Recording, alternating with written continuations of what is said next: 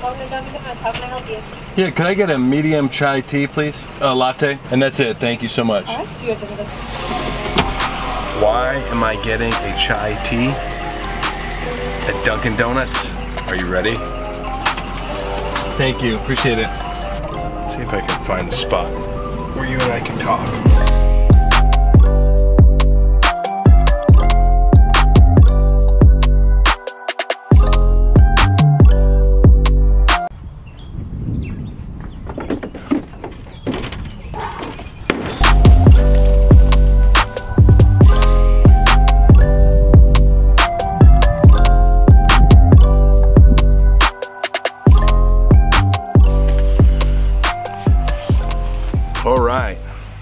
So here is the deal. This is why I ordered a chai vanilla latte and not a coffee. Let me taste this thing.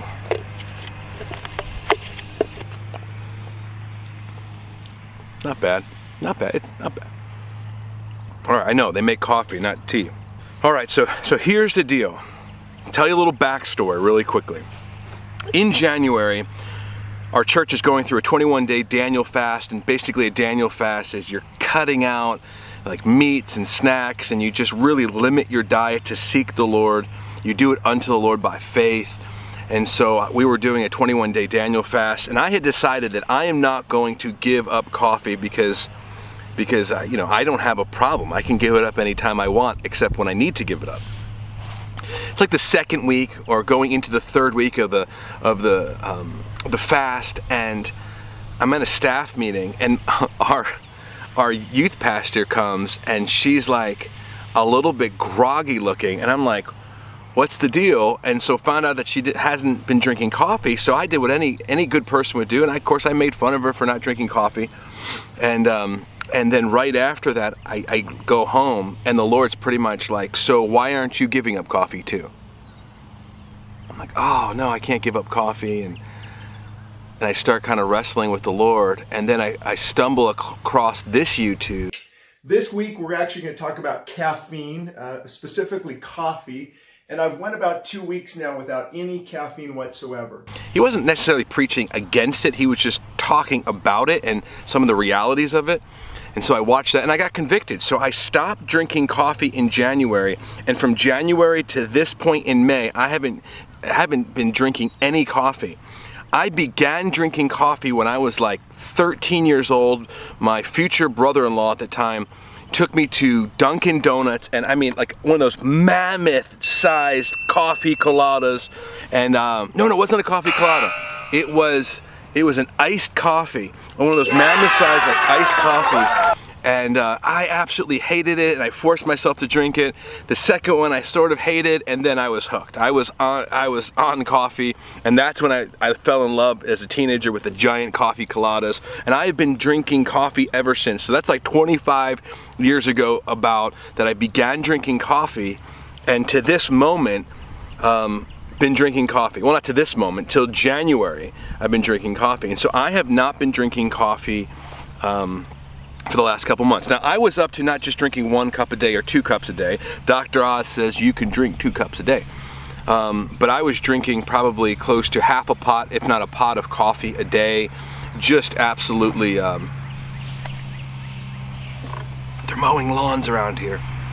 I was just up to so much coffee that I was having trouble doing a few things, which I'll tell you about in a moment. And so giving up the coffee was a big deal for me. Now, a cup of coffee, they say, has about 100 to 120 milligrams of caffeine. And so if you have 2 cups of coffee, all right, so you have 200, 240, 250 milligrams of caffeine. That's about your limit of what you want to have a day. But when you have 2, 3, 4, 5, 6, 7 maybe more cups of coffee a day, you know, I was in the whole like denial thing, like, okay, here's my first cup, and then as you get into denial, you're like, here's my first cup, you know, and you're just drinking these giant cups of coffee. So I'm drinking a lot of coffee a day. Now, during that time, the pros were I was awake, I was alert, had lots of energy. The negatives were I couldn't fall asleep at night, I kept, and when I did fall asleep, it was like skipping a stone across water. I could not get into a deep sleep. And the other thing I noticed is that I crashed hard. I didn't land, I crashed.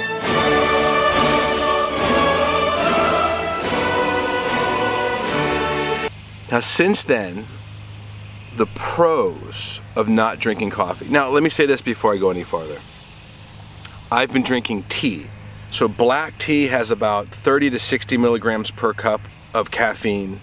I don't try to substitute tons and tons of sugar. I know that there's sugar in this right now, but talking on a caffeine level, that black tea has a lot less caffeine. So if you have some black tea and you have 2 cups of black tea, you're really only at maybe 120 milligrams of caffeine in a day. And so I'm drinking probably maybe 2, maybe 3 cups of tea a day now.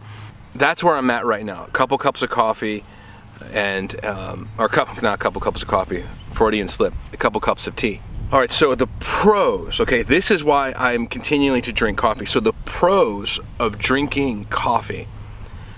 The first time in like 20 plus years, I can lay down at night and I cannot stay awake. I have to fall asleep. It's pretty incredibly awesome. And so where we're dealing with a lot of ministry kind of, issues and this, and it's hard to fall asleep, now because I don't have this caffeine going through my body, I literally lay down and I am like knocked out. I like the postseason in NBA basketball, and I'm trying to watch it and I cannot keep my eyes open. I think there's been one game that's gone late that I've watched, but it is so hard to stay open. So I just love it. I get to put my head down and I am out. Number 2, I can actually sleep. It is like jumping into a giant cavern of sleep deliciousness. It is like the deepest dream-filled sleep that I've had in 20 years. And this is really, these 2 things are the main reason for not jumping right back into the coffee world, because I love falling asleep and I love sleeping. All right, so here's the cons of not drinking coffee, that I think my body is working out. I think my adrenal glands and other things are like slowly being cleansed. My brain is so used to working on caffeine that not having the caffeine, I don't feel as sharp as I usually do. And I think, honestly, I think my brain is repairing itself. And I do get tired during the day, but I can lay down, take a nap, and get back up and keep functioning. I've noticed I don't crash and burn anymore. It's literally, I come down for a landing. Like if I go to the gym and instead of using like 5-hour energy with caffeine or drinking some coffee before I go just for a stimulant, I can work through a workout and I don't feel a crash. I just feel like a gentle, soft landing, and I'm like, oh, my body's tired. I can recognize these signs in my body.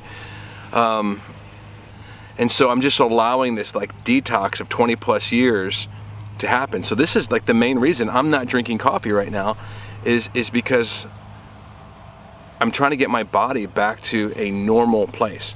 I'm not going to preach against it. I'm not going to get up and be like, whoa, coffee, but what I find really interesting is that this morning, my mother-in-law, who lives with us, is making coffee in her coffee maker, and the smell didn't even tempt me at all. I was like, yeah, actually I was kind of like, I don't even really want it, which is amazing, because even in all these vlogs that I've done, there's just so much about coffee and frappuccinos and all these different things. So I am, for the last 4 months, I have not been drinking coffee, and I don't think I'm gonna go back anytime soon. So that's the story. To be continued.